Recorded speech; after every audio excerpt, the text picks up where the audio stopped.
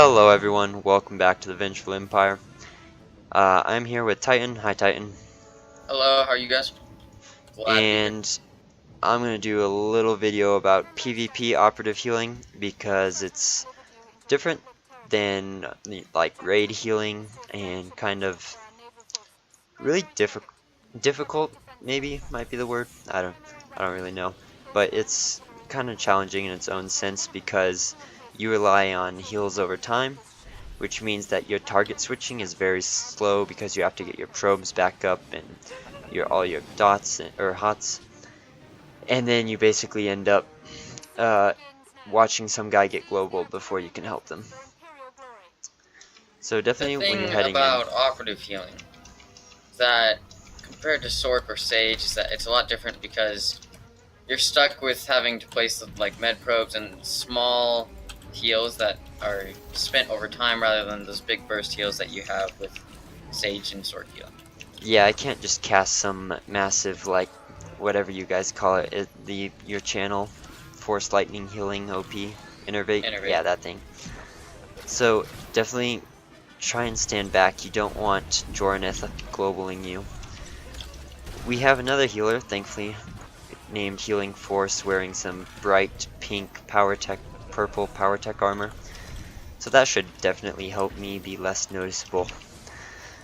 But that being said, if you are solo healing without a tank or another healer, you know, good luck. It can be very fun. So you want to have your probes like all over the place. It's definitely on yourself if you need it. When someone's attacking you, like this guy is, you want to only roll once. Unfortunately, he's an operative, so you know he's just going to come after me anyway. Don't line of sight your other healer, like I am doing right now. You want to roll once, so then like if it's a Marauder or a Juggernaut that's shredding you, they leap after you, and then you can roll again, which just keeps them off you. Or, yeah, well now their leap's on cooldown, they can't come after you. So, I'm kind of preoccupied with myself over here. This healer needs a little bit of help. As in regular war zones at least, your strength is really your AoE healing abilities, your Culto Waves and your recuperative nanotechs. You definitely want to keep your probes up on as many people as possible, and people you expect to take a lot of damage, but you don't need to have them up on the entire, like, you know, raid team. There's this guy there 190 meters away. That node is going to need some help. Oh, he's not even at our node. We don't even have anyone guarding. Well, there's a problem. I can go guard. Okay, it doesn't Give look me like just much a is going to second. happen here anyway. So, yeah, this really isn't a great match to show you because we got another healer here.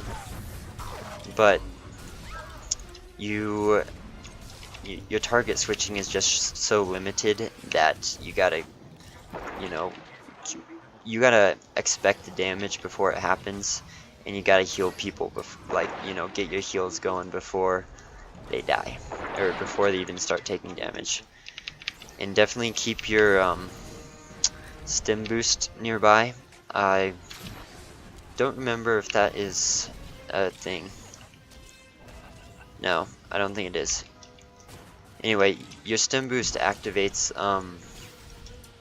or makes your Culto injection or Culto infusion activate instantly. So if you are a little late seeing the damage coming and someone's being bursted, you can pop your stim boost and get off your own burst heals and try and hopefully give yourself some time.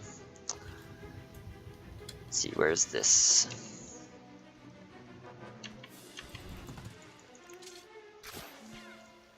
Another unfortunate handicap of Operative Healing is you really don't have any DPS abilities. You have your backstab. Is that, yeah, backstab. Backstab is really good for getting that like 6k hit, but it really doesn't do that much damage. It has kind of a long cooldown. So like right there, what just happened, this mercenary had they not blown their big cooldown, was probably toast. Whereas a Sork could have probably saved them. And you can see without that other healer, I'm having some trouble.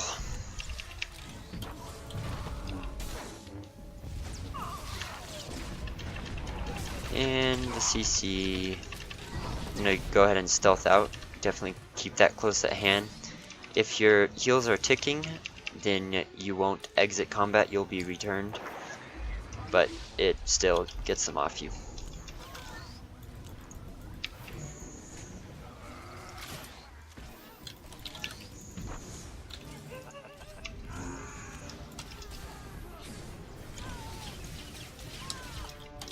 Globling that sword. So basically just kind of spreading my heals out, trying to keep everyone kind of topped off. Getting my probes up on people. We were vastly outnumbering them now, so back to your damage DPS abilities. Corrosive Dart. It ticks very low, but you can, be throwing it out there on people when you want. So here I'm seeing Titans getting jumped on, so I'm gonna start casting some heals on him. Thankfully my probes are already up. This person is way far away. I'm gonna go ahead and leave you guys. Well, actually, no, not. The Sword can probably handle themselves with a name like Healing Force. Wonder what happens when they run out of force. Might be bad. Heals? Question mark?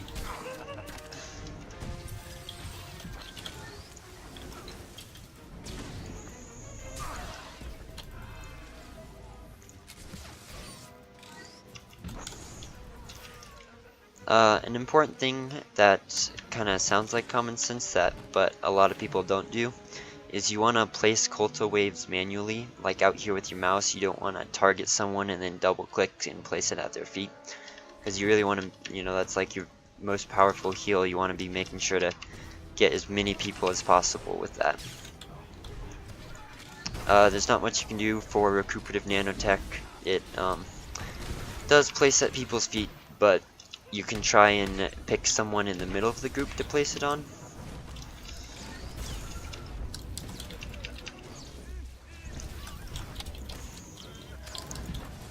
So like there, I managed to get all three of us in one, whereas if I had just placed on at my feet, this guy would have been left out. And nobody wants that. On your big insta-cast heal, or not your big insta-cast, but when you use your insta-cast, the heal you want to use it for is kind of up to you. If they are like really low, then you want a Colto injection, because that'll give them, a little burst of life to maybe keep on going.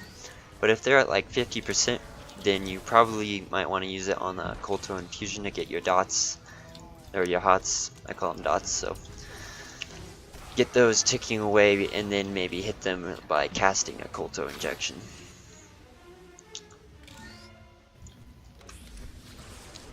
Head back this way. Does East need any more people? I'm not there, I'm at mid. Okay. It doesn't look like they do, but... Oh, actually, they have, what, 3 here and a healer? You might want to come down here. I'll be there in a second. So, here's where operatives struggle. Like, this person, again, without a cooldown, probably wouldn't have kept them alive. Especially with stim boost on cooldown.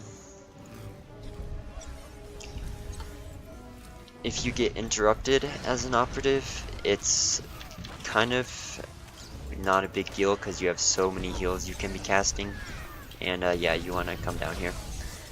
So interrupting an operative, it doesn't accomplish anything. They interrupt a Colto injection, you cast a Colto infusion. They interrupt your your AoE heal, just use the other AoE heal. So you really got everything you need.